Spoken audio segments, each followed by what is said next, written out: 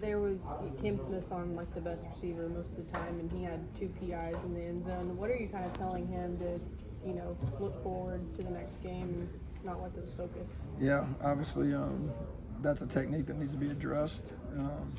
There's a lot of things that go into that I'm not sure. And this is probably not as the D coordinator right here now where exactly we are on there, but I do know what I want to start happening there, and what I saw today isn't what we want to happen, and so clearly that's something that we're going to have to make sure we're taking care of, because there's a lot of little technical things in there, but you got to get against the sideline. That should be a play we win, and he did a great job of everything to get the guy pinned to the sideline in a situation that DBs now had the advantage, and we lost both of them. I think we lost 3 of them actually. So, we got to figure out what's happening at the end of that snap that's keeping us from turning and making that play. How do you feel like, like Charles? I feel like he had a really good game today, and 14. Those guys that were able to be some playmakers for you. I'll say this is back-to-back weeks that our front 7 has played extremely well.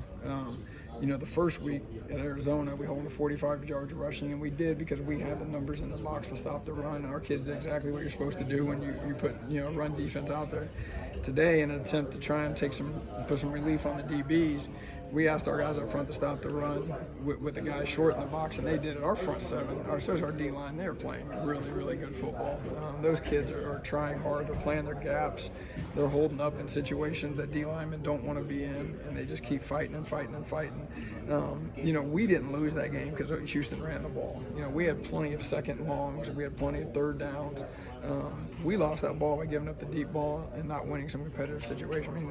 Sooner or later you got to quit letting guys run by you. It's my mom in the friggin' stands knows that has to happen, and so we got to eliminate those things that my mom knows about. If my mom knows it's a problem, and I'm sure she's gonna let me know. How can you also, from personnel standpoint, when that team is going on 4th downs and they're able to get those chunk plays, how can you build off of that? Obviously giving them that. Well, that team there they do a good job. Willie Fritz has always done a good job.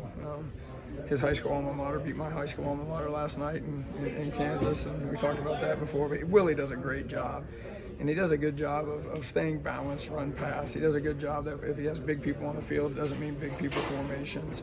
And so, a lot of times, they have 2 tight ends and a big running back in the game. You try and get big with them, but it's a 10. It's an open formation, and we got caught a couple times trying to really match his formation as opposed to his personnel, and couldn't do it because they do too good a job at it. So Willie's always done a good job. Willie's one of the best coaches in college football. He climbs all the way from Coffeyville to Blinn, all the way up to a Power 4 school. He's one of the guys that's truly earned the position that he has, and those are the guys that I respect the most. So hats off to them because they've created an offense that's tough to defend.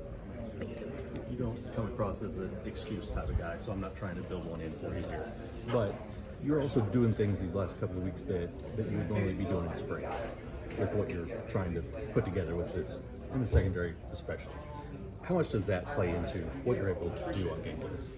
It plays a lot. I think I told those guys, that our quote of the week with the kids is, you are what you repeatedly do. Therefore, excellence is is not an act, but a habit. An Aristotle quote.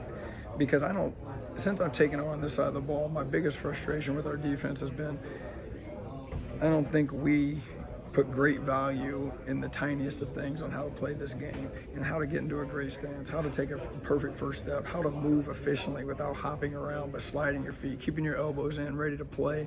Just great. But those things don't just happen. You have to go to practice every day, and I talk about it.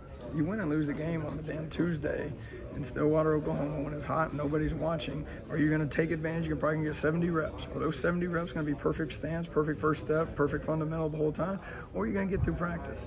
And that's been my biggest frustration is I feel like we haven't bought into taking advantage of every single opportunity on inside drill at 3 o'clock in the afternoon on the practice field.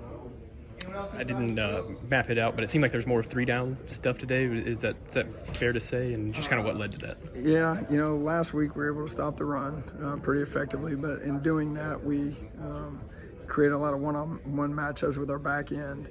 and you know, you lose the game one way or another. You know what I mean? And so they were able to throw the ball. So this week, you know, our 3-man front was an attempt for us to kind of protect our DBs, you know, change up the coverage, try and be a little bit more versatile in the back, so we're not just in some one-on-one matchups. And you know, we're just not very good at that we installed on that part of it yet. It's a good package. It's a package that's tried and true, but we probably just don't have enough reps at it to play it as efficiently as you need to win that game. And then Mordecai, this guy wasn't getting a ton of play time. Is you guys leading tackler the last 2 games? Just like what have you seen from him so far? No, he's a really talented kid. You know, he's a long body. I mean, he's a big, strong kid. You know, I mean, he's got a great body, got that great athletic ability, great skill. Instinctually, he's very, very good at fitting the run, coming up, and keeping himself alive. And he's a very good tackler. I mean, the guy, he's a legitimate good football player, and I think he's going to continue to get better throughout the season. There's still more in him.